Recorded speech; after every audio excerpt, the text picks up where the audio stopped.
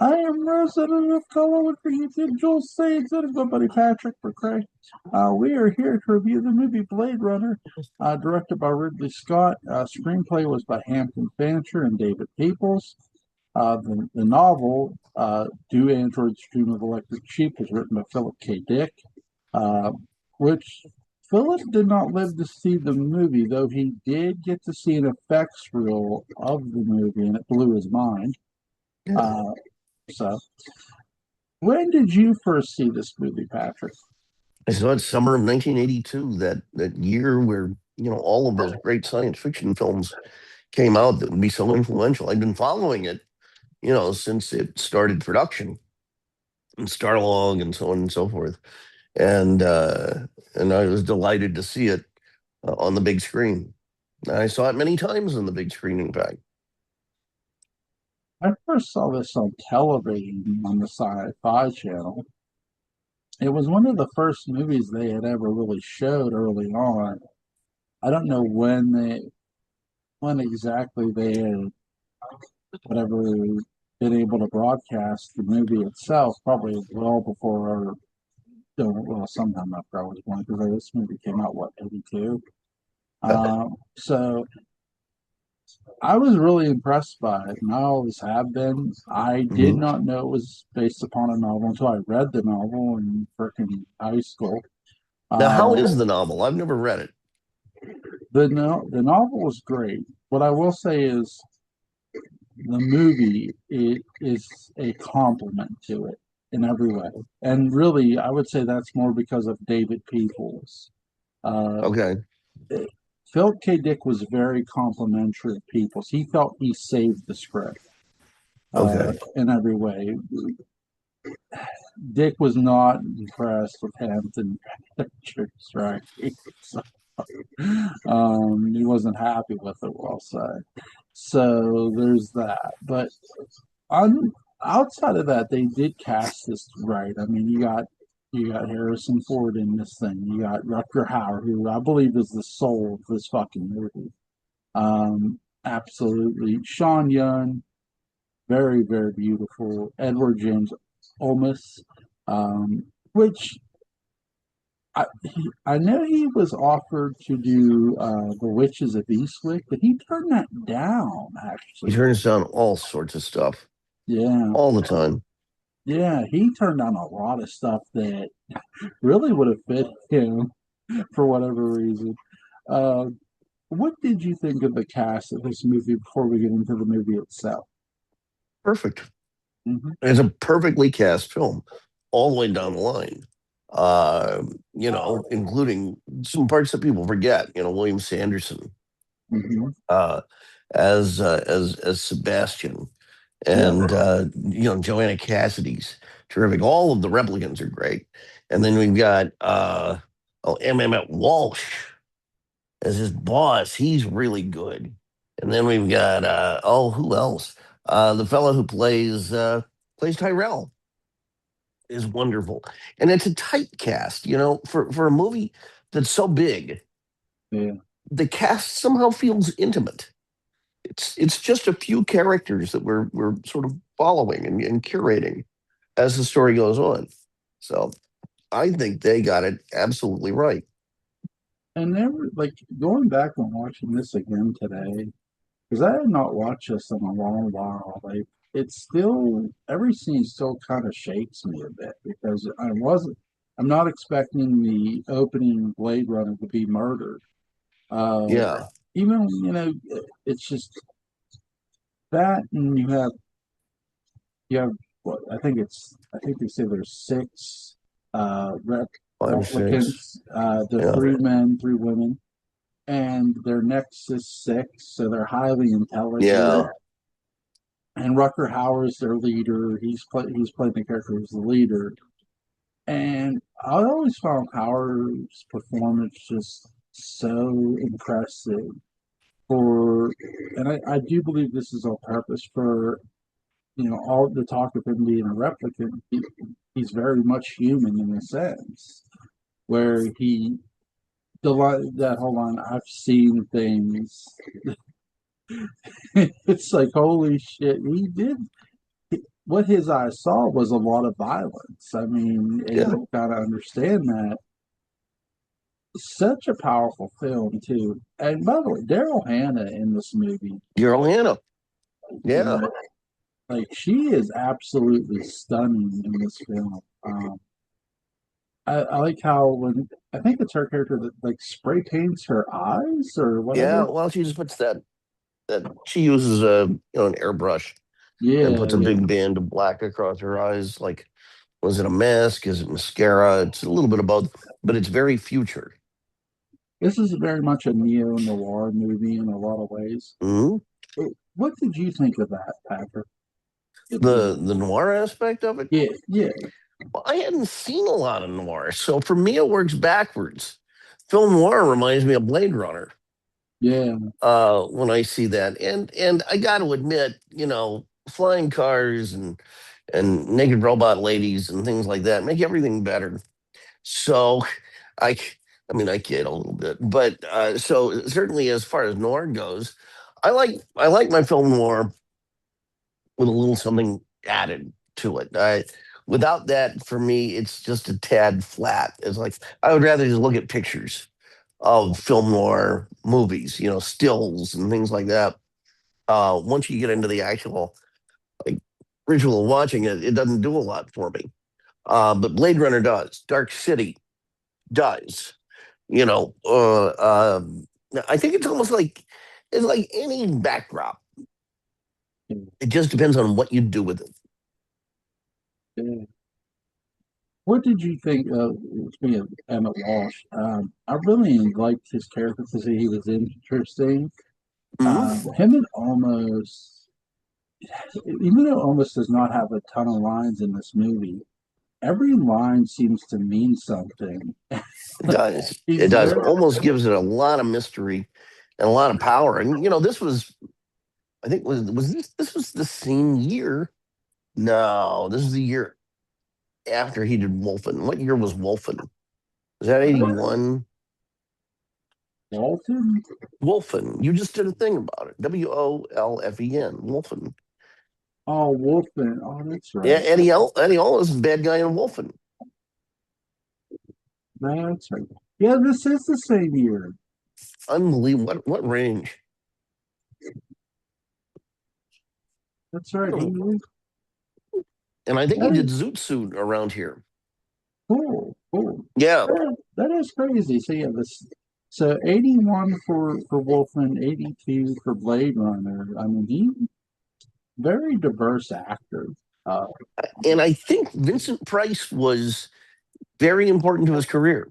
I think yeah. Price saw him early on around his college years and, sponsored him. Mhm. I really, I really felt his career got a bit of a resurgence in the new Battlestar Galactica Oh, series, definitely. which He was well deserved. it was interesting because, honestly, especially if you look at Blade Runner, he's a bizarre looking young man. I mean, he just his bone structure and everything like that just kind of looked weird. It was vaguely unsettling. However, he matured into his face. He Mhm. matured into his sense of gravitas. And so by the time Battlestar Galactica comes along, he's handsome in his own rugged way. The weight seems to add something to it rather than take away. He is a man who was always destined to be in his late 50s. Uh and he looks like he belongs at that age. It's funny, some actors just have that quality. That's a guy who, when I see him, or every time I've seen him, and after I saw Dark Shadow, it's always something. Man, almost could have been a really great Reverend Trask. Um, Oh, sure. you know, Yeah, he would have been terrific. yeah. Sean Young, very young actress in this movie. I forget about Sean Young. My God, she's in this thing too. Yeah, she, Right after she's hot on the heels of Stripes. hmm she, her and Harrison Ford had a kissing scene, which she wasn't quite prepared for fully, which is really Uh-huh. interesting. but I really love her performance in this because it shows a lot of range. I mean, she doesn't believe, she doesn't know she's a replicant. The test is never wrong that the Blade Runners perform on people. Complete Kampf. Yep. Which is really interesting. I was like, okay, the scene that shocked me most every time I go back and watch this, because I'm thinking, wait, is he doing this because he knows she's a replicant? I'm not talking Sean Young's character, the the snake lady at first. I'm thinking because I had forgotten. There's times I forget about her in this movie Zora. until the scene happens. Uh, What did you think of that? well, what about her is the shocking part? Is it her attack on him, her Yeah, death? just not her death, but her attack on him. Is vicious. No, that's the one that oh, I forget the name of M.M. Walsh's character, but he says, talk about Beauty and the Beast. She's Yeah, both. Um, and which is also how you describe John Candy. It's weird. But anyway, yeah, so we're set up to expect her to be, I think vicious in kung fu. She certainly is athletic, and she's openly athletic. Daryl Hannah's character kind of wraps it in softness. yeah. You don't necessarily see it coming, which is all the more horrifying. But with Zora, I mean, we see the rippling muscles and all of that, and Joanna Cassidy's an impressive woman, and she really is on display in every sense, and beginning with her acting in this movie. It really. That's the thing too. When there's that fight sequence in the after he shoots the snake lady, the Yeah, replicant, Zora. there's Zora. There's that fight sequence between him and the man who's where the starts the movie, the replicant Yeah, Leon, yeah, and Leon. I'm not expecting. I even every time I watch this, I'm not expecting Sean Young's character to save his ass, but she does. Yeah, What is and she shoots him dead on right in the head. yeah. Great. What a scene. I mean, I It's got it is it is one thing after another, hmm and I and really sorry. yeah, well, no, I was just going to say we think it's just going to be a simple scene of Harrison Ford pretending to be this geeky, morals crusader, and it just keeps exploding into more and more and more, and then it has to resolve itself almost in this violent love scene. Um, I don't know why, but it seems to be appropriate. And you're right about Daryl Hannah's character too, because you see her character be very finessey, like do a cartwheel or handstands and stuff. So you're not really expect.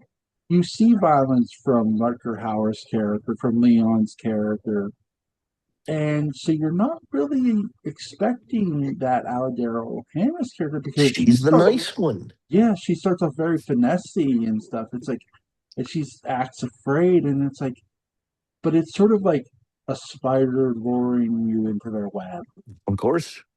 which was Yeah. really, I mean, Daryl Hannah showed her range right here in this movie. She did. I don't think we've ever seen her be as charming and get to have as much fun in quite the same way as she did here. And I I really miss that. I mean, Splash is okay, but it's no Blade Runner. I mean, I would be happy to watch a Pris movie. Yeah. There, Now, Joel, I have a question for you. When you first saw it, do you know which version of the movie you saw? There are three or four versions out there. yeah, there are a lot of there are all four versions of this movie. I saw the theatrical version, Good, um, good. which Now, which version of it do you prefer? honestly, the final cut Why? because it looks a lot more crisper and cleaner, and it to me, I could see this is what maybe Philip K. Dick had probably originally envisioned the film looking like. Um, again, it's hard to say. I guess I shouldn't say it because Philip K. Didn't get to see the first movie, but I do think he would have appreciated. I do think he would appreciate every version of the movie that came out because here's the thing: I own the theatrical release. I also own the director's cut and the final cut. And by the way, the director's cut is not bad at all. It's really good. It's very crisp in a sense. So it's. I mean, I don't think there's honestly a bad version, a bad cut of Blade Runner. Well, you know, there are some significant differences though with the theatrical cut, and those do tilt the movie a lot of ways. And Mhm. for me, they are first and foremost the implication that Deckard is a replicant, Yeah. which I think is worth talking about. Two, the ending. Three, the narration. Mhm. Now, I happen to feel that all three, well, that those three things, which I guess are aberrant, that exist in the theatrical cut, make the theatrical cut a superior piece of storytelling. I really like all three of those aspects. I like Deckard being a human. Yeah. So that's the first thing. If Deckard's not a human, story doesn't make sense Yeah. because it's about this guy who has lost his humanity or never had it, who learns to appreciate it and cherish it by dealing with those who don't have it, Yeah. but who want it. That's a story I can get behind. That's an interesting parable from the future. So number one. Number two, the ending. Uh, I like seeing that there's some green out there once they get out of the city. I think it's romantic. Yeah. I think it's sweet. It has just enough darkness, especially with the ending theme that falls on Deckard's last words. Uh, Works. It feels like a little bit of a reward, but a curious reward, a dark reward at the end of these trials. Yeah. And then finally, the narration. Okay, now Harrison Ford did the narration under duress. He did not want to do it. And so apparently he gave a deliberately terrible set of line readings. Well, I don't think Harrison Ford's usually much of an actor. He's Right. a charming guy. Yeah. And if you accept that you're watching basically a version of Harrison Ford going through these various adventures, no matter what the movie is, it's entertaining enough. But if you watch him actually acting, he's pretty wooden. It's a good thing he's as handsome as he is. And it's a good thing that he's as charming as he is. Because when he actually is acting, it's not very impressive. I mean, you can smell every joint.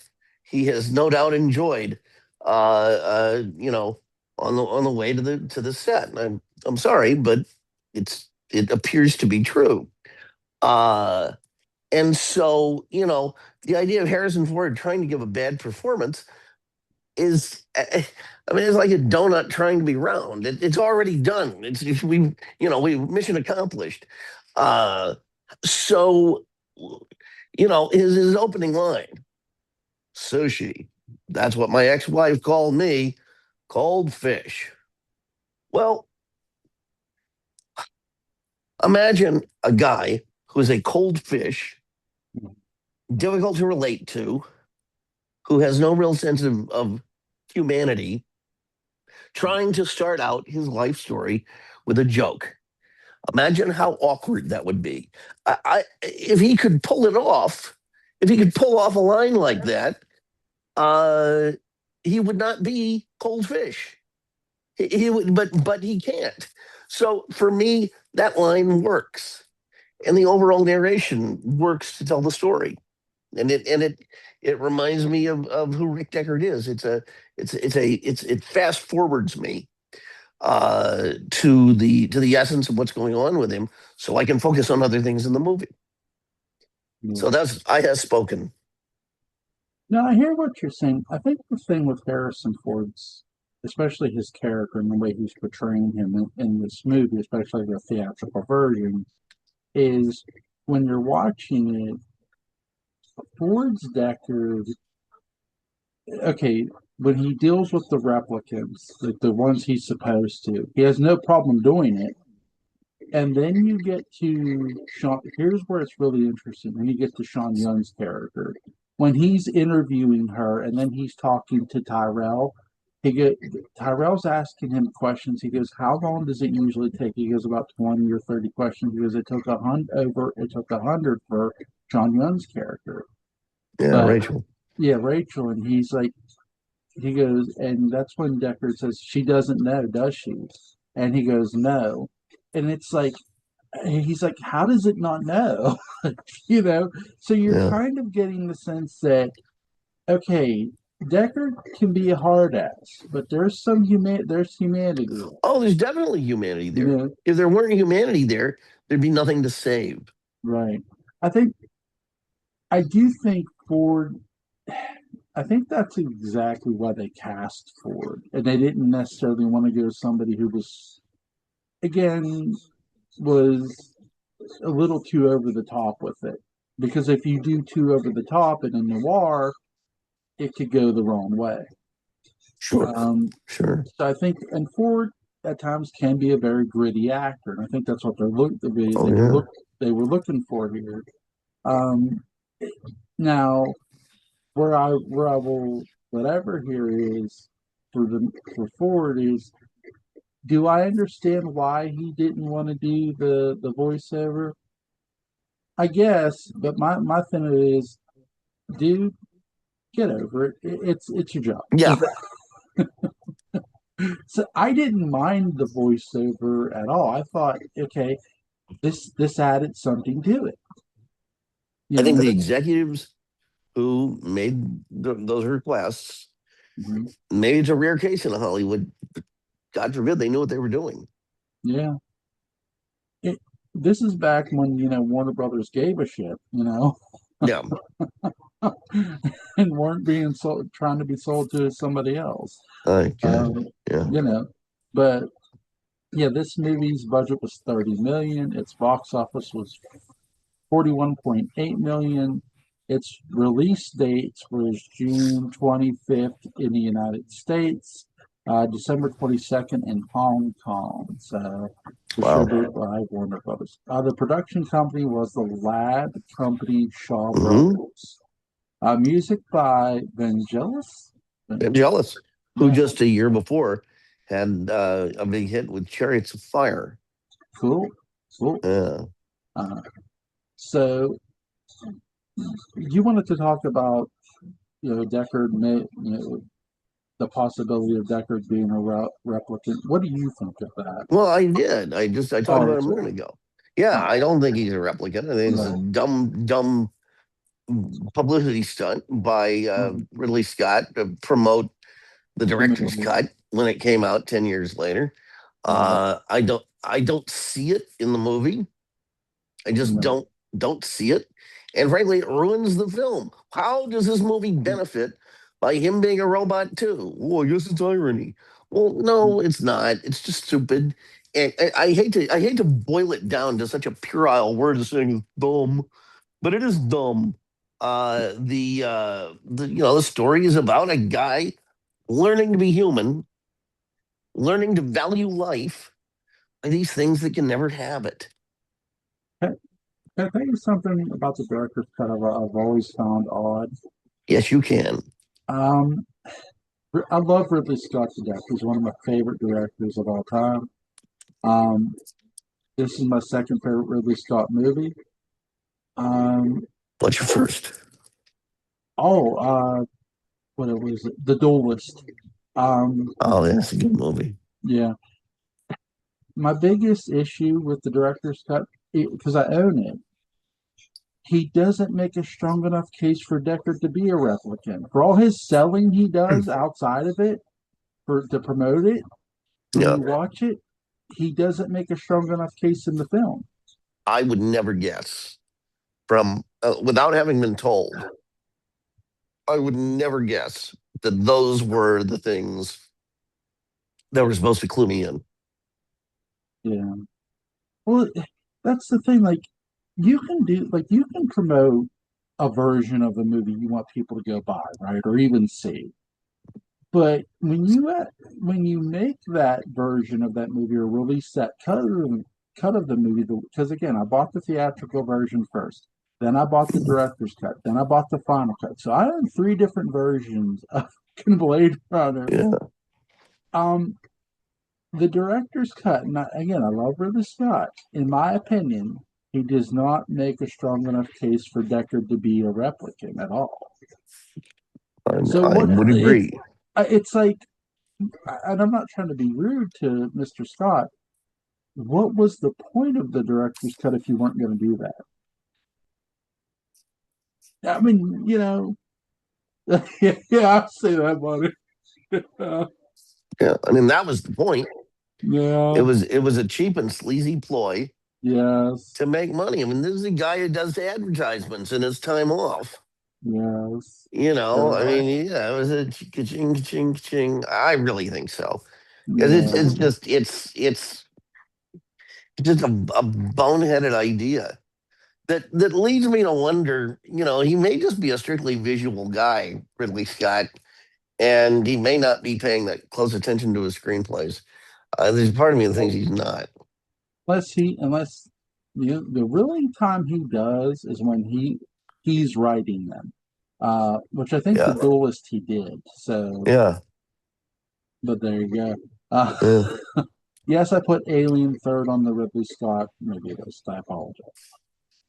But by the way, Blade Runner and Alien do take place in the same universe. I know they do. Yeah, the So, Wayland Yutani logo shows up all over. Well, it shows up in Outland, yes, yep. and then It also, Soldier. There's a yep, spinner in Soldier. yeah, yeah. There's so the Alien franchise connects to a lot of other movies in a sense, Which means that Predator Mhm. is tied into this. In a sense, yeah, yeah, Well, no, Predator exists in the Wayland Yutani universe. that does, yeah.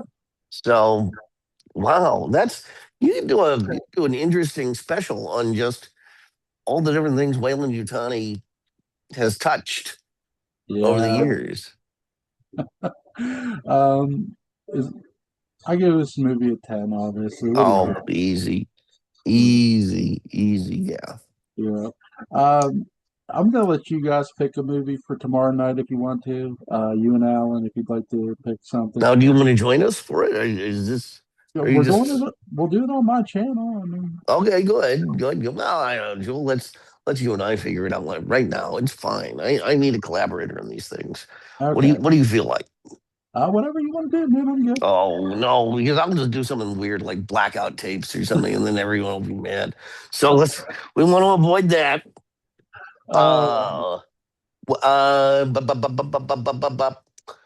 gosh, uh, you know, I have a suggestion because there's a thing I have wanted us to do for a long time, and I think it would carry us for a while if we did one a week. mhm. Let's do the buns in order. Let's do it. Let's do Let's Doctor No. let's do it. All right. Doctor No tomorrow night then? Yeah, Okay. The Bond. James Bond. exactly. Uh, Strangways. yes. Yeah, all that red stripe beer. Oh my gosh. Yes, yes. But this has been a fun discussion, man, It talking has. Blade Thank you, Runner Joel. with you. Uh, is there anything you want to add about the movie before we go? If you haven't seen it, see it. See it, Yeah. even as much as I want to like just roll my eyes at Ridley Scott for the director's cut, see the director's cut. Yeah, I know. It's what an opportunity to compare and contrast. And the Even final though cut. definitely the final cut, I do think the final cut's the best version. Um, no offense to the theatrical, the theatrical design on DVD still holds up to this Yeah. day. So link to Patrick McCray's Dark Shadows Daybook and Bow is going to be in the description box. Go pick that up and read that if you haven't already. It's awesome. It's full of Dark Shadows information, and you will learn a lot about DS from that man right there. Patrick, buddy, I'll see you tomorrow night, dude. Take care, sir. Take care. Bye.